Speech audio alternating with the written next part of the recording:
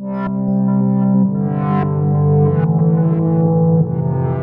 sejam muito bem-vindos ao meu canal, o canal Tatiana Sampaio, onde nós estamos aqui então nessa jornada pelo purgatório, isso mesmo, nós estamos aqui nessa playlist, né, nessa série aqui toda destinada, né, essa série de vídeos toda destinada ao segundo livro, ou seja, a segunda parte da Divina Comédia, que se intitula Purgatório, de Dante Alighieri. E nós aqui então já vamos para o sétimo canto, isso, já estamos no sétimo canto, né, e hoje a gente ainda continua ao pé da montanha, né, mas a gente vai conhecer muita gente interessante aqui num terceiro nível, num terceiro grupo de almas aqui que estão aguardando para adentrar e começar a subir ali a montanha do purgatório para finalmente começar a purgar seus pecados, né, suas culpas e as consequências dos pecados.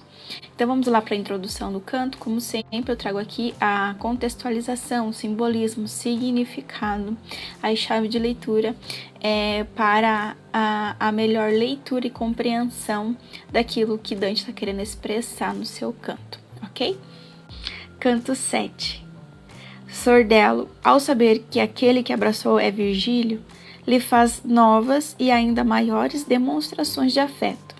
O sol está próximo ao ocaso, e ao purgatório não se pode subir à noite. Guiados por Sordello, os dois poetas param num vale, onde residem os espíritos de personagens que no mundo desfrutaram de grande consideração e que somente no fim da vida elevaram o seu pensamento a Deus. E aqui começa então o sétimo canto. Aqui estão os que se arrependeram tardiamente, né? Praticamente na hora da morte ali, ou antes de morrer, por causa de preocupações mundanas. O Vale dos Líderes. E aqui a gente encontra muitos reis, muitos governantes, muitos príncipes, ou seja, muitos líderes. Depois que Sordello deu uns 3, 4 abraços em Virgílio por ele ser mantuano, ou seja, da mesma terra que ele, Mantua, só aí então ele pergunta para Virgílio quem ele era, e Virgílio explica quem ele era. É o famoso poeta Virgílio. Então aqui é interessante porque Virgílio está dizendo assim: antes que Deus usasse esse monte para a purgação das almas, os meus ossos já jaziam debaixo da terra, né? Virgílio fala: eu não perdi o céu por causa de erros e pecados, por causa do mal, porque ele era, querendo ou não, virtuoso. Mas ele perdeu o céu por causa da fé, porque ele nasceu antes de Cristo. Então aqui o que dá a entender é o seguinte, que antes da ressurreição de Cristo, morte e ressurreição de Cristo, não existia o purgatório. E é realmente isso que a gente acredita. É claro, existe aqui esse inferno, que é a queda de Lúcifer, onde está Lúcifer, os demônios, e existia lá na igreja, na palavra de Deus, né? Existe na palavra de Deus um lugar destinado às almas para esperarem salvação, o Salvador, que é, digamos assim, o limbo, né, nesse sentido. Aí, a partir da morte e ressurreição de Cristo, surge o purgatório e o paraíso como lugares para receber as almas. E é mais ou menos isso que a gente acredita. Então, as pessoas ruins, mas com pecados mesmo, são destinadas ao inferno.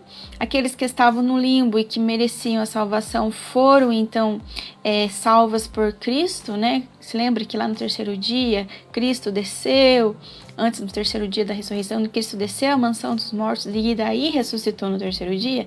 Então, ele foi resgatar as almas dos justos que estavam aguardando a salvação nesse limbo ali. Então, quem cria, quem teve fé em Deus, no Deus verdadeiro, quem cria e acreditava e esperava o Salvador, eles foram resgatados desse limbo, né, digamos assim, por Cristo.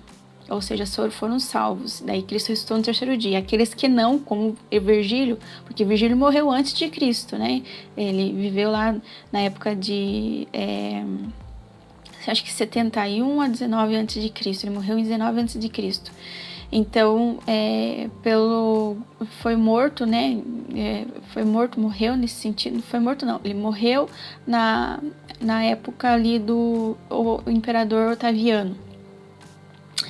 Então, ele, por falta de fé, por, digamos assim, ser pagão, né, apesar de virtuoso, ele permaneceu no limbo depois desse acontecimento. Lembra lá no inferno que tem um canto que ele explica que deu um grande estrondo, que foi quando Jesus morreu e desceu a mansão dos mortos, e daí teve um desmoronamento lá no inferno, e as almas que estavam esperando o Salvador foram resgatadas pelo rei, por um rei lindo, um homem lindo e poderoso. Então, é nesse sentido. Então, a partir daí, Deus começou a usar esse monte como purgatório, ou seja, para a purgação das almas, e as portas dos céus foram abertas de volta para as almas, porque diante do contexto bíblico, as portas dos céus estavam fechadas para os homens, a partir do momento que Adão e Eva foram expulsos do paraíso. A humanidade não teria mais acesso ao céu se não fosse por Jesus Cristo. Então, ou seja, nós não teríamos acesso ao céu, nós estaríamos nesse limbo, digamos assim, ainda, né? Quando morrêssemos, nós não teríamos acesso ao céu se não fosse a vinda de Jesus Cristo. E é por isso também que Jesus Cristo vem, para nos resgatar, para nos dar acesso novamente a esse céu, a essa eternidade, a essa vida eterna. Porque senão não teríamos acesso ao céu se não fosse por Cristo. Aquilo que a gente perdeu por pecado, né? Jesus nos restitui por graça. Ou seja, as portas tinham se fechado, as portas tinham se fechado para nós, mas por graça, Jesus Cristo vem e morre pelos nossos pecados e nos dá a condição, então, de adentrar o céu novamente. Então, quando Jesus morre na cruz, desce a mansão dos mortos, resgata os que esperavam a salvação e que eram justos, e ele ressuscita no terceiro dia, né? Junto ali, Jesus, que era Deus com o Pai, mas também assumiu a nossa humanidade, ele faz essa ligação da humanidade com a vida eterna. Então, ele, por graça, por mérito, ele abre as portas do céu e adentra ali com todos aqueles que eram justos e que esperavam essa salvação. É mais ou menos nesse sentido, nesse contexto que Dante traz aqui através da fala de Virgílio. Então, ele fala assim: eu estava morto já quando aconteceu tudo isso, porque ele nasceu antes de Cristo, né? Ele nasceu e morreu antes de Cristo. E ele explica: eu não perdi o céu porque eu era ruim, que eu era mal. Muito pelo contrário, ele era muito virtuoso, ele intelectual. Mas eu perdi pela falta de fé. Ele não acreditava em Deus, né, nesse sentido. Não era desrespeitoso, com certeza, mas não acreditava, não tinha fé o suficiente para... Então, ele está nesse lugar onde está destinado às pessoas que não eram más, eram até virtuosas, mas que não tinham fé, que não acreditavam em Deus, que não esperavam o Salvador, né, nesse sentido. Não tinham fé no Deus verdadeiro. Então, aqui estão os pagãos, aqui estão os ateus, vamos dizer assim, né? Eu acho. E Sordello ficou meio atônito quando ouviu isso, assim, tipo, ficou, como que pode ser, né? Porque ele admirava, né, Virgílio como referência, já que Sordello era um grande poeta também, né, trovador e tudo mais. Então é justamente isso que Sordello pergunta para Virgílio. Se você está vindo do inferno, de qual parte você está vindo? E então ele explica: passei por todos os círculos do reino das trevas, ele fala, mas eu venho particularmente do limbo. A virtude celeste me mostrou o caminho e por ela eu sigo essa jornada. Vim do limbo onde não há sofrimento, somente escuridão. Lá eu permaneço com aqueles que não tiveram as 3 virtudes, mas que puderam conhecer as outras e vivê-las plenamente, a saber, as outras 4 virtudes, ou seja, as virtudes humanas, prudência, justiça, temperança e fortaleza, eles viveram plenamente, humanamente falando, mas como eles não tinham conhecimento ou não se aplicaram nas virtudes elevadas, que é aquelas teologais, ou seja, as 4 virtudes cardeais, eles viveram plenamente e perfeitamente as virtudes humanas, né? E as teologais é que eles não avançaram, não evoluíram, não exerceram, que a saber é a fé, a esperança e a caridade. Nesse sentido, mais especificamente aqui a fé. Ele intitula como as 3 virtudes santas, que são realmente as virtudes que nos fazem criar e ter um relacionamento espiritual, transcendental, de ligação com Deus. Aí ele fala, Virgílio responde: se souberes então de algum lugar onde a gente possa subir, então nos fale, nos mostre, porque a gente precisa começar a subir essa montanha, porque faz parte da ordem divina essa trajetória, né? E aqui, então, o Sordello, entendendo todo o contexto, fala: não somos obrigados aqui, nesse pé da montanha, a ficar em um só lugar. A gente pode andar por todos os lugares aqui até onde nos foi permitido, ele fala. Então, nesse sentido, eu posso ser um guia para vocês, né, nesse tempo, até onde me for permitido. Então, só que ele fala assim, só que agora a gente vai para um lugar, aconselho a ir para um lugar onde a gente possa descansar, repousar, porque assim que o sol se põe, as almas param de vagar, ou seja, eles não conseguem mais se movimentar, não porque eles não querem e não porque não é permitido, mas é porque realmente eles não têm a luz do sol. Ou por quê? Ou seja, as trevas tomam conta. E aqui tem uma explicação muito interessante espiritual, que fala assim, que a gente pode trazer então como uma meditação pra gente. Eles não são impedidos de caminhar, né, devagar. Eles só não têm força para isso. É nesse sentido. A lei da montanha impede que as almas penitentes progridam enquanto o sol está posto, ou seja, quando a luz do sol cessa e começa então o escurecer, a noite, as trevas. O porquê isso? Aqui tem um significado alegórico, que significa a expressão indireta de uma coisa ou de uma ideia. E a ideia aqui, então, nesse sentido que ele quer expressar através desse simbolismo da montanha, ou seja, da lei que rege a montanha, é que a graça, que é a luz do sol, a graça divina deve estar sempre presente durante a penitência. Que, ao contrário disso, sem a graça divina, a alma, na verdade, não vive a penitência, mas ela apenas espera ou até mesmo regride, porque não haverá luz verdadeira, a luz da graça para guiá-la corretamente. Como eles desejam para isso, somente a luz, né, a graça poderia guiá-los verdadeiramente, corretamente pelo caminho até ele. Mas ao contrário, guiados pelas trevas, eles podiam até mesmo, cegos, né, cair no abismo. Cegos, confusos, caírem no abismo. Como diz João, né? João 12:35, onde Jesus diz assim: então Jesus lhe disse: a luz ainda está convosco por um pouco. Andai enquanto tendes luz, para que as trevas não vos apanhem. Quem anda nas trevas não sabe para onde vai. Então eles só podem caminhar. Então eles só podem caminhar enquanto há luz, ou seja, a luz do sol, que no caso aqui representa a graça divina, a luz divina. Então quando o sol se põe, eles perdem a vontade, eles não têm força, nem ânimo, nem vontade, né, para caminhar, para avançar.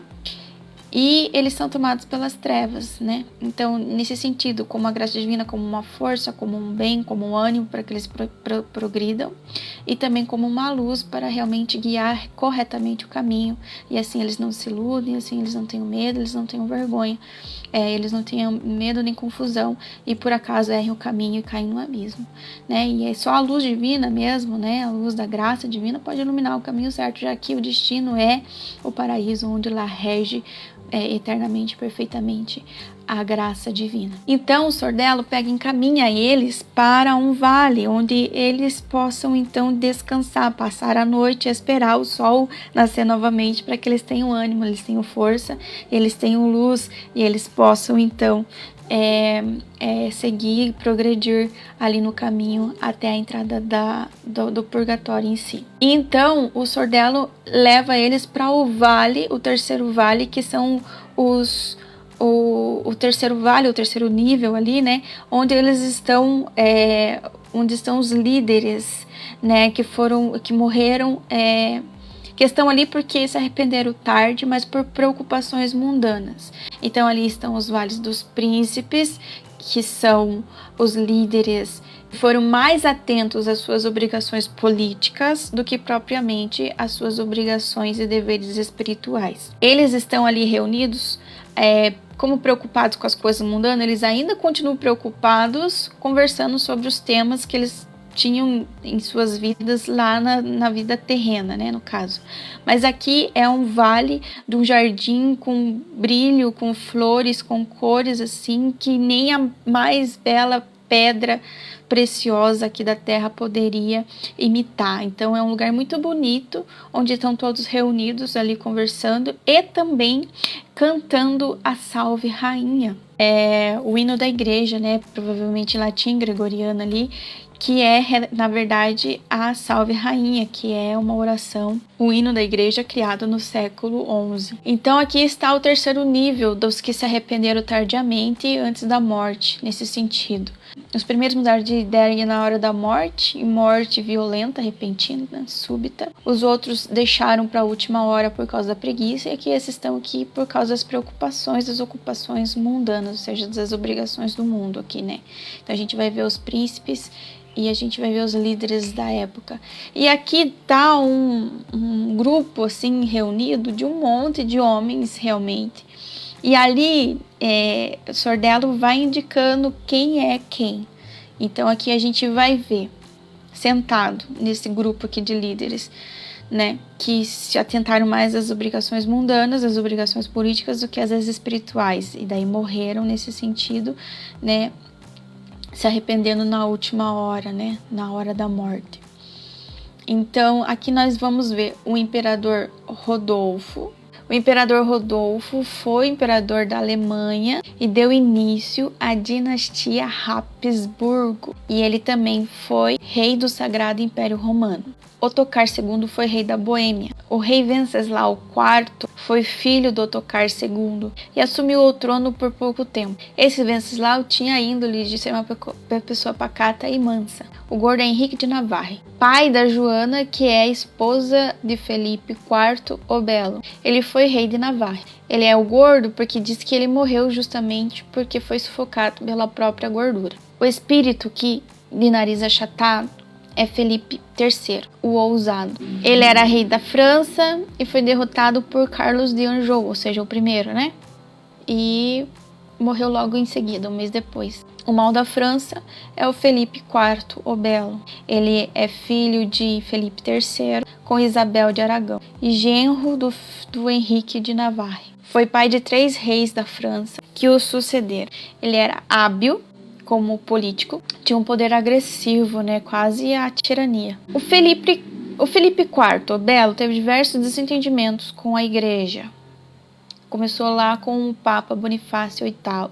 Chegou a denunciar o Papa por heresia e corrupção e chegou a prender o bispo de Palmers, Bernard de Saisset, sob acusação de traição. Então, nesse sentido, o Papa Bonifácio decidiu, então, excomungá-lo. Até mandou gerar o documento de excomunhão. Só que esse Felipe pegou o Papa. Os emissários de Felipe, um dia antes dele publicar, né, o documento de excomunhão, adentraram ali onde o Papa ficava e prenderam o Papa, pegaram o Papa. Saquearam a residência do Papa e o agrediram, né? O Bonifácio foi salvo 3 dias depois, pelos habitantes da Lagna. Só que ele não resistiu e morreu pouco tempo depois em Roma, com 86 anos. Então, a eleição de Clemente V transferiu a sede do papado para Avignon. Ele anulou a excomunhão de Felipe IV o Belo. Nesse sentido, ele também era um perseguidor aos judeus, aos lombardos, ou seja, os banqueiros italianos, e os cavaleiros da ordem dos templários, os templários, motivada pela sua riqueza nessa perseguição, pela riqueza de todas essas pessoas. Então, o Felipe chegou até a prender 138 templários, e ao qual ele torturou, né? Torturou eles. O Papa, então, Clemente V, até iniciou ali um protesto, mas sucumbiu à pressão e acabou entregando esses templários para ele, a qual eles foram condenados à fogueira, até ele conseguir chegar no mestre, o grande mestre Jacques de Molay, onde ele foi morto também à fogueira por esse príncipe, marcando então o fim da Ordem dos Templários, da Ordem do Templo. Então, o Felipe se apropriou de grande parte da riqueza dos Templários, mas acabou falecendo em outubro de 1314. Aquela história da Bíblia, aquela parábola da Bíblia, que o homem tinha tido sucesso numa plantação, tinha feito uma colheita muito boa, e ele deitou na cama dele e falou: agora eu posso descansar porque eu tenho, né, suprimento pro resto da vida, digamos assim. Daí Deus fala: coitada dessa alma que nem sabe que eu vou tomar conta, vou pedir contas dela ainda essa noite, né, nesse sentido. Então ele faleceu em outubro de 1314, daí parte do que ele tinha pego dos templários lá voltou. Então parte do espólio dos templários, depois da morte desse Felipe IV, foi destinada à Ordem de Cristo, né, que era ali administrada, né, estava sob a ordem de Dom Diniz na época. E essa ordem foi que, então, financiou os descobrimentos marítimos, né, empreendidos pela coroa do Portugal, onde o fruto foi realmente a descoberta do Brasil. O forte é Pedro III de Aragão, filho do espanhol Jaime I e esposo de Constância, que é a filha de Manfredo. Ele se tornou rei da Sicília.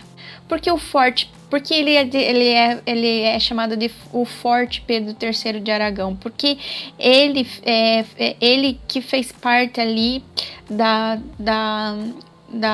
insurreição contra o palácio de Carlos Anjou nas vésperas sicilianas, ou seja, na véspera da Páscoa aconteceu uma batalha ali, né, liderada por Pedro de Aragão e pelo imperador bizantino Miguel VI, com provável financiamento pelo Papa Nicolau III. Então a revolta ali, depois da batalha, só realmente finalizou quando Carlos de Anjou, ou seja, o primeiro, foi expulso do palácio, cedendo o trono então para Pedro III de Aragão. O narigudo é Carlos I de Anjou, filho de Luís VIII da França, e ele foi rei então de Nápoles e de Sicília, conde de Anjou e de Provença. O Carlos foi convidado pelo Papa a assumir o poder, Papa Clemente IV, onde ele entrou em guerra com Manfredo em Benevento, ganhou e se tornou rei da Sicília e de Apulia. Então os sicilianos ficaram revoltados com o reinado de um francês e tentaram derrubá-lo, mas não conseguiram. Na Itália conseguiu a soberania da Toscana, tentou se apoderar também do Império Bizantino, tornou-se rei de Jerusalém, aí onde aconteceu ali a insurreição nas vésperas sicilianas, onde Pedro III de Aragão com o bizantino Miguel III, com o bizantino Miguel VIII e o Papa Nicolau III, eles conseguem então derrotar Carlos de Anjou I. O jovem que ele aponta ali provavelmente é o Alfonso III, que é o filho mais velho de Pedro III de Aragão, que também reinou depois de seu pai. Henrique III da Inglaterra também reinou, né?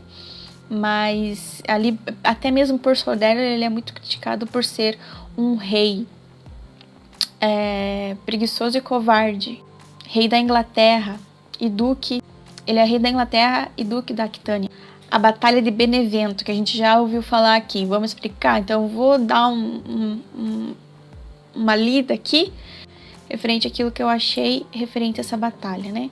Batalha de Benevento foi em 1266. Com Florença tomada pelos gibelinos e o crescimento da influência do gibelino Manfredo em ascensão na Toscana, o Papa Urbano IV pediu ajuda a Carlos de Anjou, irmão do então rei da França, Luís IX, para que ele liderasse os guelfos, oferecendo-lhe o governo de Nápoles e incentivando-lhe a conquistar o resto da península. A batalha decisiva ocorreu em Benevento, em 26 de fevereiro fevereiro de 1266. A cavalaria dos Anjou, ajudada por traidores sicilianos, conseguiu derrotar o exército de Manfredo e tomar o poder poucos dias depois. 2 anos depois, Conradino tentou retomar o poder para os sicilianos, mas não teve sucesso e foi decapitado em Nápoles, a nova capital da Itália Austral. O Guilherme, o Marquês de Montferrat, ali da região de Canavês. Ele também foi líder da resistência contra Carlos de Anjou, só que ele foi capturado pelos pessoal ali da região, da Alexandria ali, onde eles o capturaram e deixaram preso numa jaula em exposição, até a sua morte, que aconteceu 1 ano e meio depois. Eu acho que ele teve tempo para se arrepender. Então, nesse sentido, pessoas que morreram pessoas aqui que se arrependeram tardiamente, provavelmente na hora da sua morte. E por isso estão aqui. Ou seja, eles se arrependeram. Eles não estão. Você viu que muitos aqui lideraram massacres, batalhas, guerras, traições e papapá. Mas por que eles estão aqui, não estão no inferno? Porque eles se arrependeram de forma tardia, mas se arrependeram. Então é nesse sentido que eles estão aqui. Claro que eles não estão nem dentro ainda da subida do purgatório, purgando suas culpas, mas eles estão aqui fazendo penitência, esperando dar o tempo para eles adentrarem. Então aqui eles cantam a Salve Rainha, o hino da Salve Rainha, e eles ainda continuam debatendo e conversando sobre essas coisas que tanto ocuparam a vida deles lá, onde eles davam mais atenção ao mundo, os assuntos do mundo e da política, ao invés dos seus deveres e suas obrigações espirituais. Mas eles tiveram a sabedoria, eles tiveram a graça, eles tiveram o tempo de se arrependerem, né, na morte. Antes da morte, digamos assim, por isso estão aqui. Então aqui no 7º canto estão os que se arrependeram de forma tardia, na hora da morte, por causa que estavam ocupados com as coisas do mundo, com os assuntos do mundo. E aqui, a saber, estão os príncipes e os líderes que deram mais atenção ao poder e o governo do mundo, às questões políticas do que as questões espirituais, mas que se arrependeram antes de morrerem, no momento da morte, antes de morrerem de uma forma tardia. Mas se arrependeram, ok? Então é isso. Espero que você tenha gostado desse canto. Acho que esse aqui é o mais longo de todos, mas acho que é muito interessante aquilo que esse canto está trazendo. Espero que você tenha gostado. E é isso. Estamos no 7º canto já. E agradeço pela tua presença aqui, ok? Então eu fico por aqui. Você que tá gostando, por favor, curta, comenta, compartilha, né? Você vai estar dizendo pra plataforma que os meus vídeos são interessantes, são relevantes. E a plataforma vai estar indicando para outras pessoas que se interessam no tema. E você vai estar dando essa força aqui pro canal. E eu fico por aqui. E a gente se vê no próximo vídeo, no próximo canto. Deus abençoe vocês e até mais.